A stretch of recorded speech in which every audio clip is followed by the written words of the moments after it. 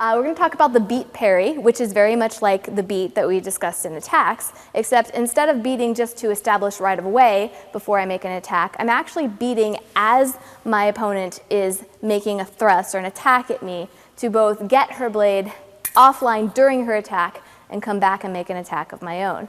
So as she comes in for a thrust, I will forcibly beat away her blade usually before I come in for a riposte.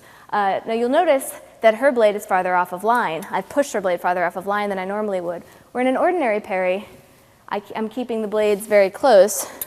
You can see I just parry enough to keep her off line. In a beat parry, I will forcibly push her blade off of line. My blade stays as close to the point as possible. Just use the force. And again, you're going to use the fort to get the most force as possible out of that beat. And if you need to, you can even turn your hand over, which will give you just a little bit more power in beating an opponent's blade out of the way.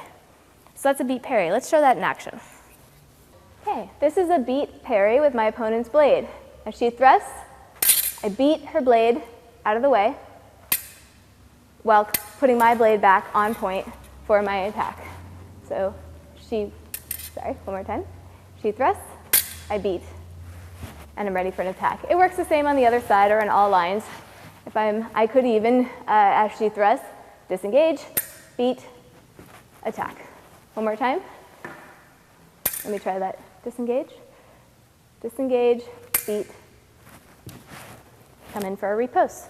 And that's the beat parry. Beat parry is very handy if your opponent's coming in quickly, if they're coming in strong, if for whatever reason you need a little extra force. It also sometimes can have the effect of startling your opponent, pushing their sword offline kind of explosively. So it has some tactical advantages too, but it works as a parry for both foil and epee, and that's the beat parry.